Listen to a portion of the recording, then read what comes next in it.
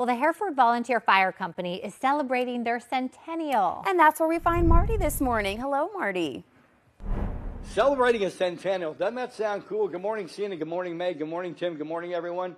As K2 and I like to intone, TGIF, everybody. It's 1,000% the truth. Members of the Hereford Volunteer Fire Company, and we'll talk to everybody here over the course of the hour. Chief Chuck Bollinger, Assistant Chief Mark Gardner are with us right now. And next half hour, we'll get into the specifics of this fire company being 100 years old. But coming up after the break, we're going to be talking about weather in a volunteer fire company. But before we go to the break, I have a question that may be running through our audience's mind. Aren't fire trucks supposed to be red? That's only in the books, Marty. All scientists said we needed to have brighter colors because you couldn't see red at nighttime. So we went with yellow many, many years ago, back in the 70s, and we stayed with that color after we came back and added more lighting and more striping on the sides of the fire equipment.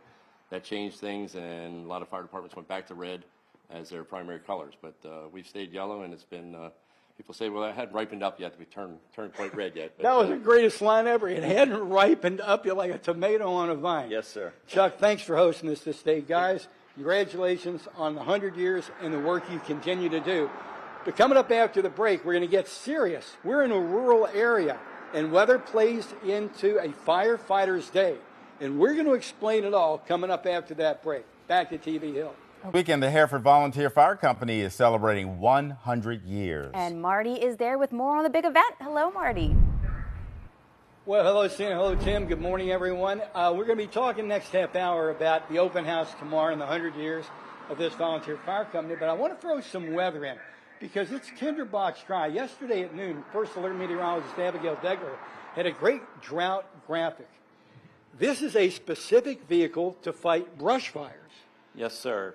80 gallons of water, and it just went in service a few weeks ago. You all have to carry your water with you because you're in a rural area.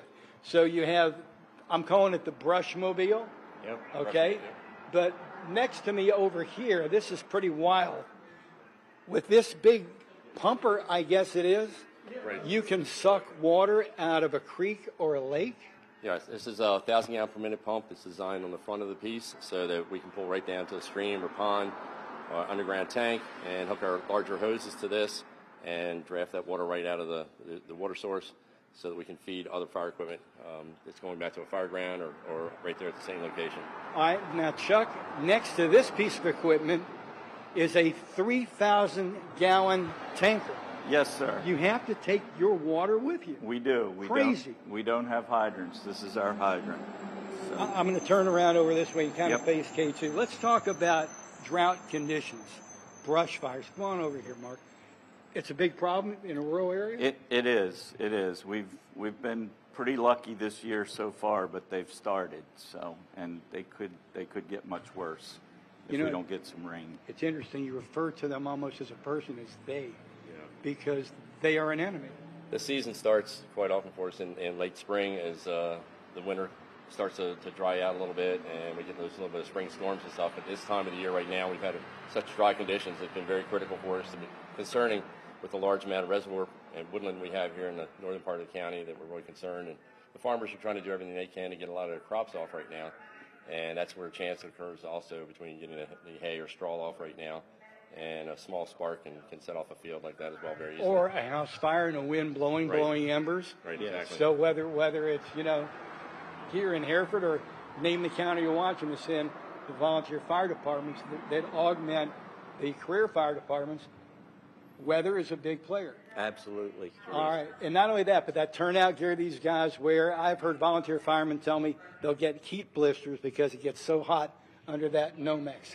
Tell you what, coming up next half hour, we're going to lighten things up a little bit. We're going to talk about 100 years of the Hereford Volunteer Fire Company, not department. And they said, don't ask why it's a company and not a department, so I won't on the air anyway. Back to TV Hill. Mark. And now let's head back out to Marty celebrating 100 years of the Hereford Volunteer Fire Company. Hey, Marty. Well, hello, and again, good morning. But we're going to celebrate Viviano real quick, yes. K2 and I. Mark is almost a Ripken-esque figure in the newsroom. Class, dignity, do it the right way the first time and with a smile on your face. Viv, it was an honor sharing the studio with you. Big brother, I'm gonna miss you. From the technical team that took care of Jimmy's, salute. We're gonna miss you. We already do miss you. Already. My brother. I'm going back to work. I'm going to go back to work, too. All right. You want to say hi to Mark Bibiano, everybody? Hi, Mark. Hey, Mark. Thanks for your service, Mark. Just a totally class guy. So we were talking earlier during the break. Caden's got the jaws of life. It's expensive to run a fire department. You always hear about the budget for the Baltimore City or Carroll County fire departments, whatnot. Name your location. You always hear about fundraisers. This president, C. Ray, C initial Ray, but for all you boaters, he's a C. Ray. There's a big celebration of 100 years tomorrow. Starts when? It's from 10 o'clock until 2 o'clock. We'll have lots of activities. We're going to have food trucks. We have a kids zone. We have lots of demonstrations. At 12:30, we're going to have a live rescue demonstration using our new tools. Should be a lot of fun. We hope to see you. Yeah, bring the family out. Even if you don't live near Hereford, you're looking for something to do with the kids. There's nothing like a fire truck and kids. You want to have a raffle. Who gets to honk the horn? Oh, we should. Guess what's going to be on the agenda tomorrow? We get out there and go, oh, light bulb just went off over everybody's heads.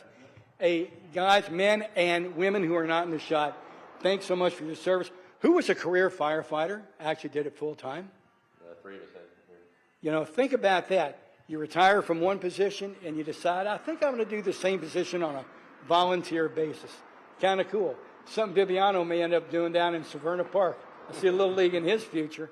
All right, from K2 and I and all the guys here at the Hereford Volunteer Fire Company, have a great and safe weekend. We'll see you Monday. Yes, thank you so much, Marty.